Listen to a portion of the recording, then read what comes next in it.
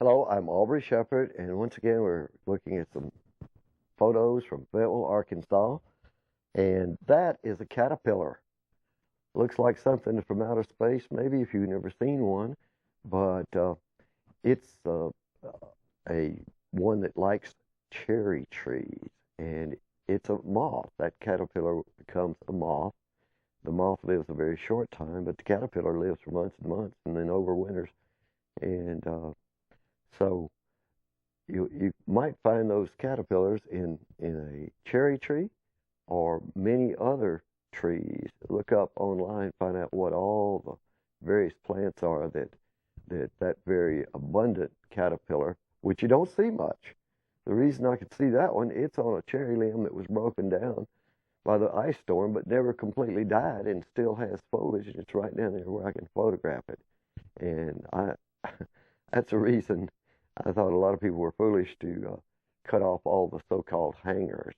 Now that's a coneflower, the echinacea version, and it's got some kind of pollinator on it there that I can't tell you for sure which kind of fly that is.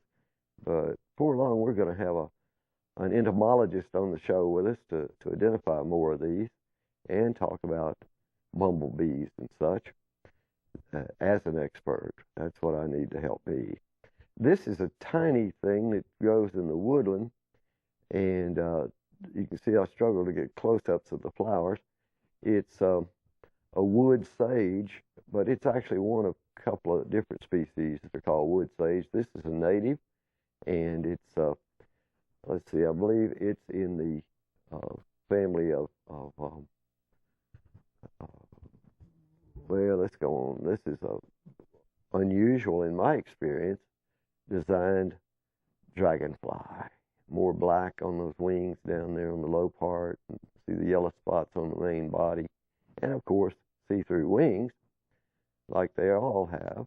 But this one really caught my attention, so I made several shots while I had a chance. It was hanging on a vine, which looks like it's probably it was just resting. You know, it'd been out on the flowers and doing its thing, looking for critters to eat.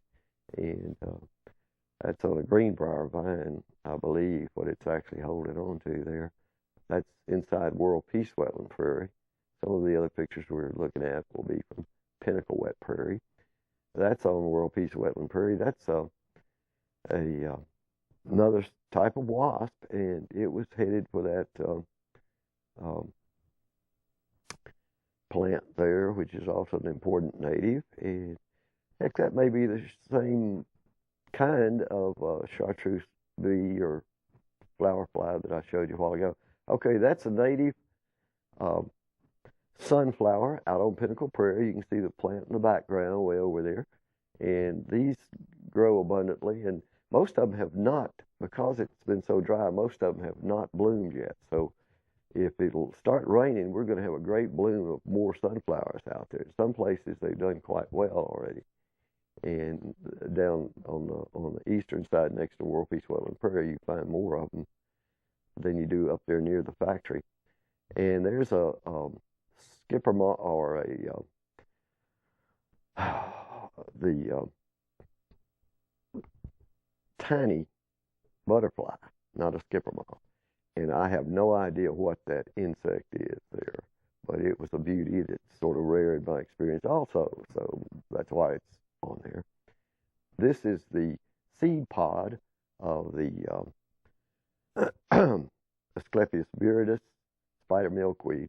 Now we're back to our beautiful caterpillar, and these, well, I made a lot of pictures of this guy, and I was really pleased to get it.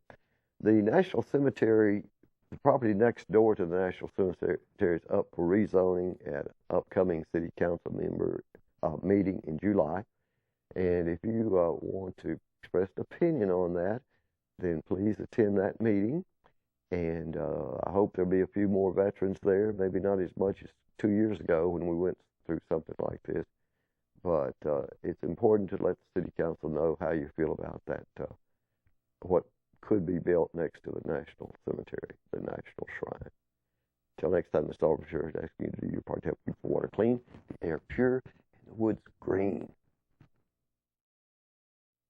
Hello, I'm Aubrey Shepherd, and I have photos from World Peace Wetland Prairie and Pinnacle Wet Prairie today. Aha, that's Queen Anne's lace. Queen Anne's lace is not a native species, but it's everywhere. And that was an interesting leaf-footed bug on it. So there you see the buttonbush, which grows with its feet in water. You can see some trucks in the background. That's Pinnacle Foods parking lot. So this is wet prairie that, actually that parking lot was built on part of the wet prairie, but they've got the rest of it preserved. And mainly because a factory like that with a cold storage or freezer plant has ammonia and chemicals in it, and they don't want people real close. So the prairie is sort of the dividing line there. That's a flower with the horse nettle, and that's its fruit. The flower itself sort of looks like a collection of little bananas, you see that? But the fruit looks like a collection of little watermelons, and none of that stuff is very big. That's something we saw a week or two ago, I believe, and that's the Baptisia alba. It's the white wild indigo. Now here's rattlesnake master, and it's another item that growing out there in abundance that collects a lot of pollinators, a lot of various insects. Some of these, such as that one's probably a fly that has adapted over the eons to living like a bee, appearing like a bee, and maybe people think they'll sting, so they don't whack them with their fingers. That's a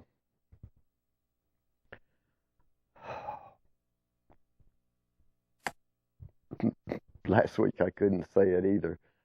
It's the eyes are the buckeye butterfly.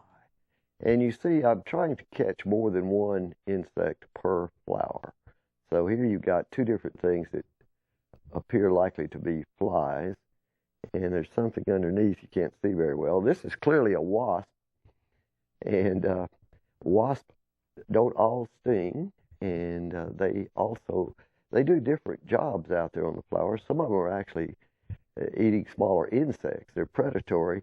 Others are simply enjoying the nectar and pollen and so forth, I guess. And there's the a different collection. So each of these shots has certain different bee-like critters. Some of them are actual bees, but I'm not going to attempt to identify all of them.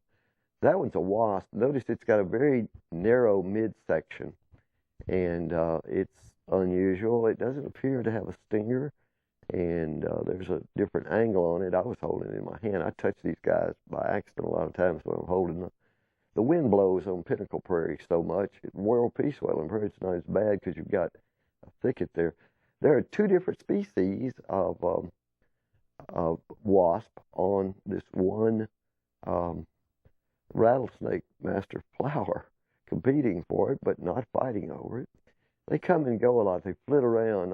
If I hold a camera on one flower for a few minutes, sometimes I can get a whole batch of different things lighting right there in front of my camera close-up. And that, of course, is a chartreuse-looking fly or bee family, but I believe it's a fly. It looks like a bee. Okay, there's a black and white wasp one of my favorites. Until next time, well, let me mention one thing. Veterans Memorial Cemetery, Fayetteville, needs help badly, and we'll talk about that next time. Please do your part to help keep the water clean, the air pure, and the woods green, the way Pinnacle Food does with its preservation of that prairie land.